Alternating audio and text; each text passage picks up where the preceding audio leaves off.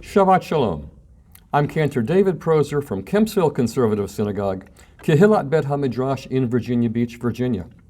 And this is our Torah portion commentary for Shabbat of Saturday, February 13th, 2021, corresponding to the Hebrew date of Rosh Chodesh Adar, the first of Adar, in the year 5781. We thank Rabbi Joseph Prauser, Rabbi Avram Kogan, and the United Synagogue Torah Spark series for their various teachings and publications on this week's Parsha.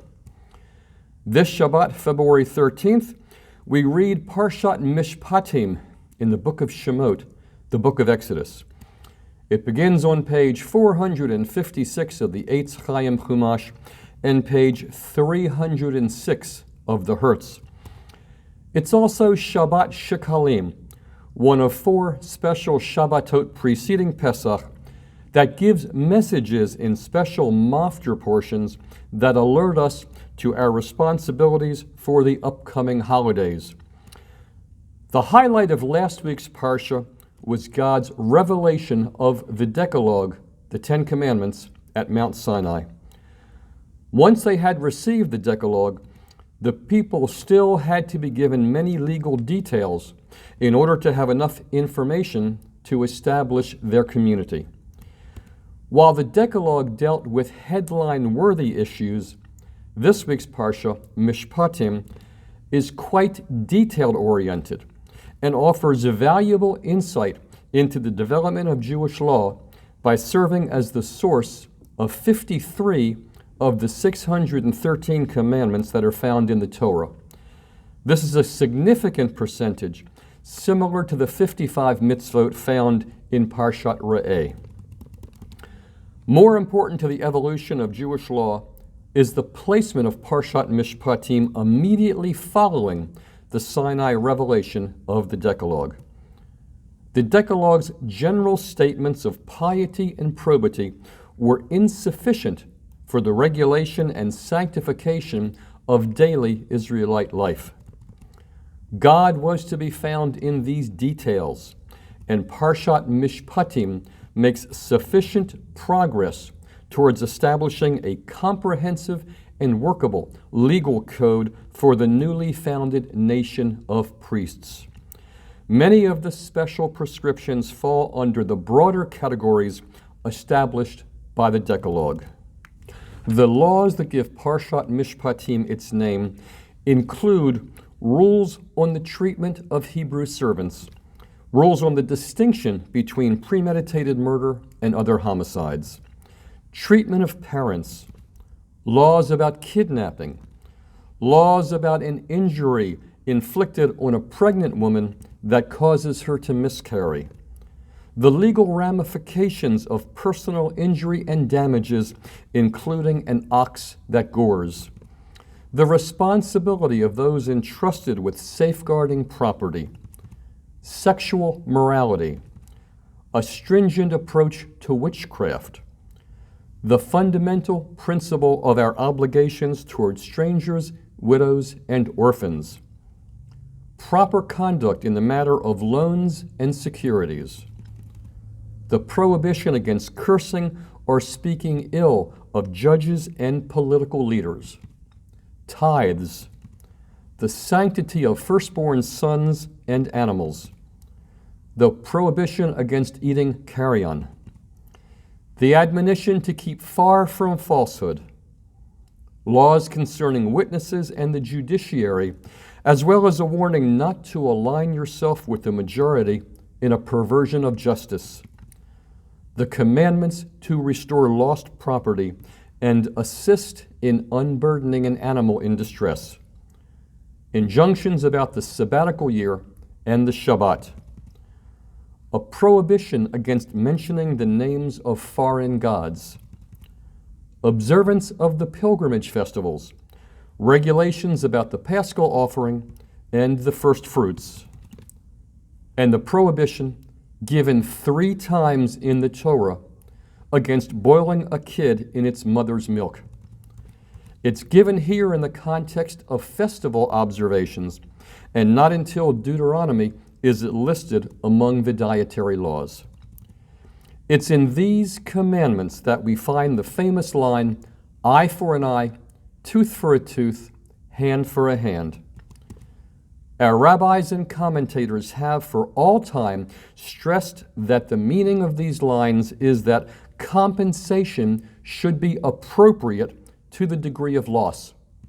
There was never any indication that this commandment was to be taken literally, that a person should have an eye gouged out or a hand cut off if his negligence caused such a comparable injury to another. It was a way of saying that the punishment should fit the offense. God reassures Israel of his providential care and angelic protection. Israel is to receive God's manifold blessings in exchange for faithfulness to the covenant. Israel will conquer the land that has been promised, the boundaries of which are detailed here. Israel is warned not to enter into covenants either with indigenous peoples of Canaan or with the gods they worship. The Israelite people unanimously ratify the covenant with the famous affirmation, Na'aseh v'nishma, all that the Lord has spoken, we will faithfully do. The traditional understanding of this phrase is Na'aseh, first we will do God's will, and eventually nishma, we will come to understand its meaning. This implies both unconditional obedience and the faith that meaning and inspiration will be forthcoming. The Parsha concludes with Moshe and the leaders of Israel at the foot of the mountain seeing a vision of God beautifully and graphically manifested on a pure sapphire-like surface. Moshe alone goes up the mountain to commune with God for 40 days and 40 nights, receiving the tablets of the Decalogue, the Aseret Dibrot. We also have a special Maftir portion this week for Shabbat Shekalim. Like this week's Parshat Mispatim, the Maftir reading for Shabbat Shekalim is also found in the book of Shemot, the book of Exodus, chapter 30, verses 11 to 16, found on page 523 of the Eitz Chaim Chumash and page 352 of the Hertz. This portion commands the collection of a half-shekel tax for the Mishkan upon all Israelites who are eligible for military service as an atonement ransom for any lives that they may take in battle. The amount was the same for all. The rich must not pay more, nor the poor pay less. Later, this tax was retained and became an annual offering for the maintenance of the Mishkan and later the temple.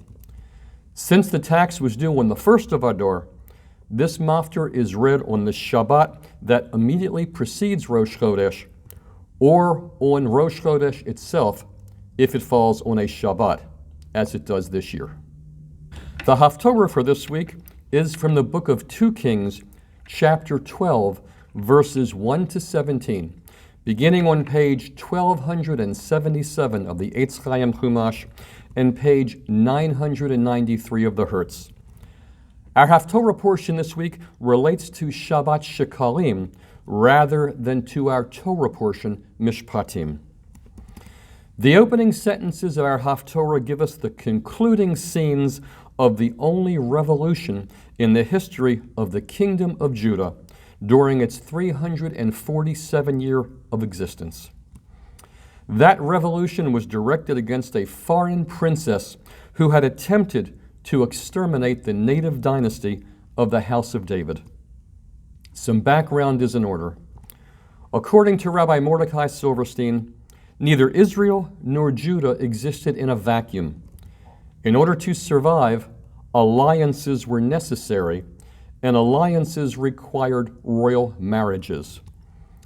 One such marriage brought Atalia, a daughter of the evil King Ahab and Queen Jezebel of the northern kingdom of Israel, into marriage with Jehoram of the southern kingdom of Judah.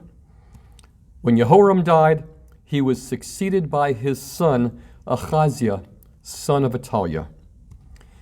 When Ahaziah was killed after a year, Athaliah, who was queen mother at the time, usurped the throne, killing all the royal seed, including her children and grandchildren, leaving one baby grandson, Jehoash, who was saved by his aunt and hidden in the temple. 6 years later, at the age of 7, Jehoash emerges from the temple in a coup against Athaliah, staged by the high priest. Athaliah is killed, Joash is made king, and the high priest performs a covenant ceremony between God, king, and nation. After this, Jehoash will reign mostly successfully for 40 years before being killed by his servants, who set his son up as the next king. Likewise, his son will be killed by his own officers after ruling for 29 years. In this time of extreme chaos, in which rulers are murdered, the nation swings between worship of God and worship of Baal, and foreign invasion is a real threat. What does Jehoash do as king? How does he attempt to establish order out of chaos? According to Rabbi Bex Stern Rosenblatt, Mid-Atlantic faculty in residence for the conservative yeshiva, Joash's first action, as we read in the Haftorah, is to collect funds to repair the temple. He unites the nation through their ability to give, to rebuild their most holy of institutions.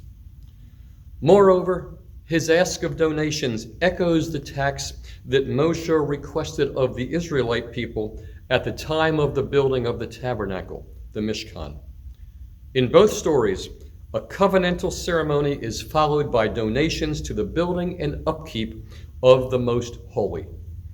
But there is not a happy ending to this story. Even after following in the footsteps of Moshe, Joash will be assassinated and his son will be as well. The kingdom of Judah has begun its descent, leading to the eventual destruction.